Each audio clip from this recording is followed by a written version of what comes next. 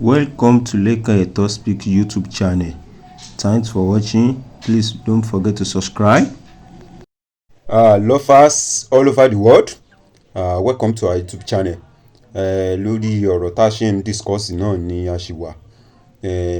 Gbogbo yín ni ẹ ti rí fídíò kan tá a post lórí YouTube channel wa níbi tí àáfàá kan tí wọ́n ń pè ní àáfàá Lẹ́gbàá tó ti ń sọ àwọn ọ̀rọ̀ tí ò yẹ kó máa jáde lẹ́nu mùsùlùmí, tó ti ń sọ nípa ọmọ Alhaji Gawat tó kú tí gbogbo èèyàn mọ̀ sí Rukayat Gawat Oyefeso. So àwọn àáfàá lóríṣiríṣi wọ́n ti jáde, wọ́n ti fèsì lọ́pọ̀lọpọ̀, and then olúkálùkù wọ́n ń sọ ìhàre àwọn ìwà tí ẹni tó kú yìí tó ti wù sáwọn ní ti dáadáa. And àwọn àáfàá wọ́n tún kọ́ wa lẹ́kọ̀ọ́ wípé tí èèyàn bá kú ó ní irú àwọn nǹkan téèyàn gbọ́dọ̀ máa sọ sí ẹni tó bá kú.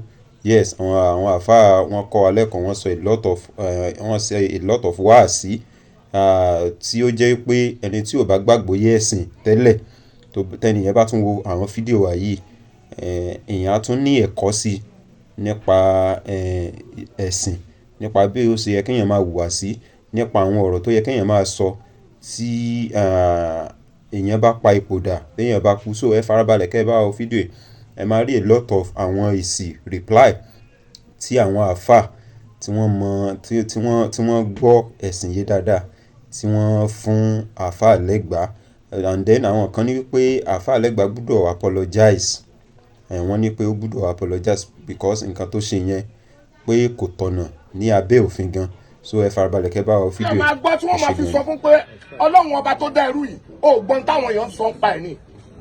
mo fẹ́ gbaṣẹ́ kan l'Abuja, èmi ò mọ̀ wọ́n rí, Rúkà ló mọ̀ wọ́n rí. ó wá pè mí, ẹ̀gbọ́n mi wọ́n ní kí n mú lórí ọkùnrin wá, ẹ̀yin ni mo mú. ó wá sọ fún mi pé t'Aláwìyé bá débẹ̀ ń sìn fújì ní ìwọ̀n kan o, àwọn ti nominate Aláwìyé fún wọn. àwọn èèyàn wá sọ pé t'Aláwìyé bá dé ń sìn fújì ní ìwọ̀n kan fún wa o, àlọ́ lórí Islam tó máa bá wa hold the stage wa fún 6 hours la fẹ́. ó ní tí ẹ bá fẹ́ lọ́dọ̀ Aláwìyé nìkẹ́ sọ fún òun ló máa fún yín. At the end of the day wọ́n padà sanwó ribiribi tí mi gbà lóde personally fún ara mi rí. fine, á dẹ̀ tún wá introduce olórin ẹgbẹ́ sí wọn. a ní lọ jẹ́ ń bẹ̀, èmi jẹun bẹ̀ lọ́wọ́ ìwọ náà lọ jẹ́ ń bẹ̀. ẹ jọ orú ọmọ tó ṣe báyìí kí ni ká sọ ń pa ẹ̀? ìwọ jòkó síbẹ̀, mistake yẹn ló sọ, èyí tó ṣe mistake ló sọ. ayé ó sọ mistake tiẹ̀ náà tó bá kú lọ. èyí sọ jù bẹ́ẹ̀ lọ. àfọwọ́ wọ́lẹ́dì nìyẹn ìṣẹ́jú méjì.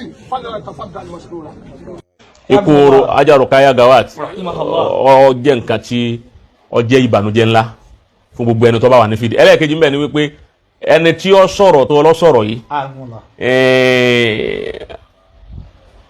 a tún fi kí Ọlọ́run lára Haja Rukayat yìí ni Gawat yìí a fi kí Ọlọ́run lára ẹ̀. ọwọ́ ayé mà kó wa, òun náà mà kó òun wá ayé, ó tún kú ńbẹ, ayé mà kó kú ńbẹ, òun gán déwájú Ọlọ́run mà kó òun kú láyé. Allahu Akbar. So ẹnu àwọn awuyewuye tí ń lọ yìí fọwọ́dọ̀ yìí ó túmọ̀ bó ti tó láyé. Allahu Akbar. ẹni tó ní yọ wọná, ẹni ó ní ọkọrin kú, ẹni ó ní sẹ́yìn maka tó gbogbo tó wí ẹgbẹ̀rún rú nǹkan tó sọ yìí ń bẹ nínú fámìlì wọn.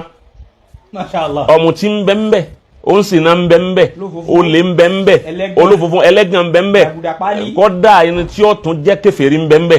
Allahu Akbar. èsè tí wọ́n yìí ti kú, èsè tí ọ̀dà kan wọn àtọ́rí wípé wọn ò ní star, wọn ò tóbi láyé, wọn ò wúwo, lọ́dà fún wọn ò válù, torí pé Rukayat Gawat ti fálù láyé, ìdílé wọn sì fálù, ìdílé rẹ̀ válù, bàbá tó bí ọ válù, ibi ó ti lọ́kọ ọ válù, òun gan wá fálù láyé fún rẹ̀, ó bó kọ́ ńlé, ó tún sekún, ó jẹ́ olùsekún. Masha Allah. níjọ́ tí bàbá tó bí ti lọ. wọ́n láwọn alùsùnà kọ́ ni wọ́n pera wọn. ìsà alùsùnà bẹ́ẹ̀ bá fẹ́ jẹ́ alùsùnà ẹni ọba ti kú àìsọ̀rọ̀ rẹ̀ láì dá mọ́. ó ti bọ́ síwájú ọba tí ó dájọ́, ìwọ kọ́ lọ́ọ́ dájọ́ ẹ̀. Allahu Akbar. wọ́n gbọ́ tá lẹ́nìkan pé ọ̀nà tó kú sí, ọ̀nà wo ló kú sí tó ọmọ? ọ̀nà wo lẹ́mà tó kú sí? ẹ lè mọ bí òkú kú sí láéláé òun pẹ̀lú ọlọ́run ọba rẹ̀ nìkan wọ́n lè mọ̀ tọ́ba kù ṣẹ́jú márùn-ún tẹ́lọ̀ bí ọjà ní láyé gbogbo tó ti dàrú ní ayé rẹ̀ yóò sì tó padà.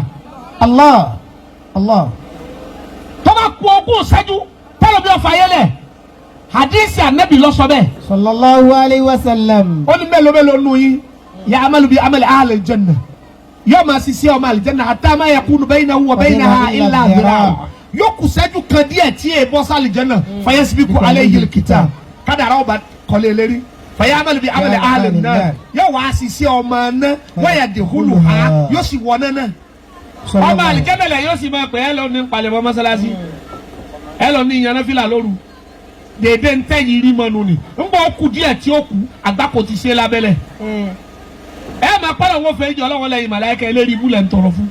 Allah anabi lọ sọ o.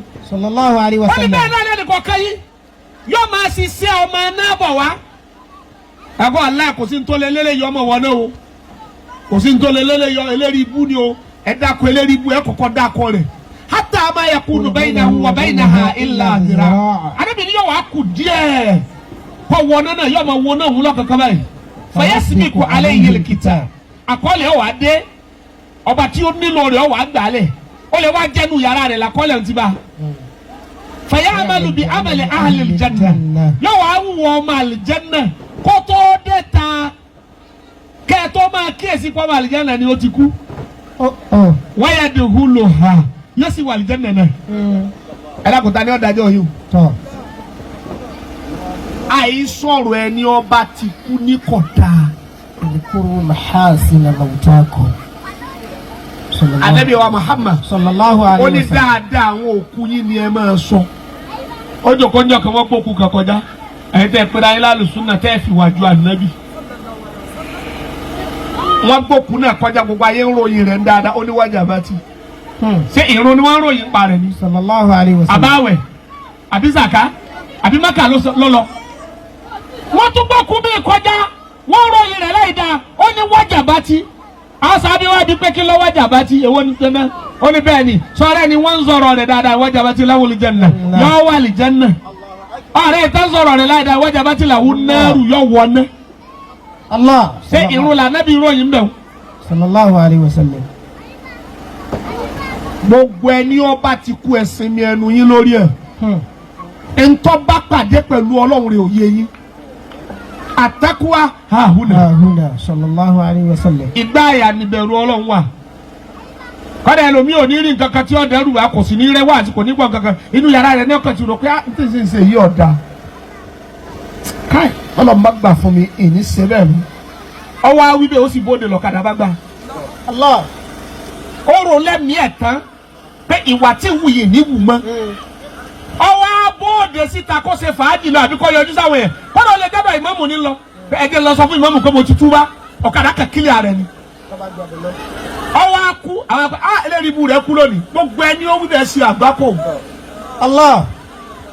ẹni tó náà wà ṣàlùmọ́ nípa wípé bó wọn bá ṣe pẹ̀lú ètò tó bá rí bínú tó bá ti bínú yẹn tó bá ti bínú yẹn tó ń rò láàrin ìṣẹ́jú díẹ̀ yóò gbàgbé ẹ̀ èmi nìyẹn ẹlẹ́ẹ̀kejì tá a bá ní ká sọ nípa ìwà rẹ̀ ọlọ́run ṣàánú ìfọ́yà gbọ́ nípa ìwà ó wà accommodating ó jẹ́ ọmọ kan tó jẹ́ wípé ẹnìkan ò ní ìmọ̀ kéèyàn regret pé èèyàn mọ̀ náyà kan tún nìyẹn náyà ní ìfún nípa sàárà kéèyàn ní náà fákọ̀ kéèyàn wà gift àbí kéèyàn lè give out ọmọ tó jẹ́ wípé kò sí rúbànújẹ́ tí èèyàn lè bá dọ́dọ̀ ọ̀yà wà láì ní abinú jáde it's like gbogbo ìgbésí ayé ọmọ yẹn àfi bí Ìgbòho bóyá ó ti mọ̀ yìí kó òun ní pẹ́ ni ìwà rẹ̀ so die extraordinarily débi pé ẹ̀dá rẹ̀ ti dáa jù ọ̀rọ̀ ẹ̀dá bí ọ̀rọ̀ àwọn àgbàlagbà tí wọ́n ní ibi tó tọ́ tí wọ́n ní kì í pẹ́ níbo ni because ikú rẹ̀ ó so mi believe ara mi bí mo ṣe gbọ́ ọ̀gbìn tí wà á stabilize hey what exactly happened but ọlọ́run náà ni àwọn àgbàlagbà wọ́n ní àlùmọ́ọ̀tù yá àti ìbọn tẹ́tẹ̀ òjijì ní kú máa ń dé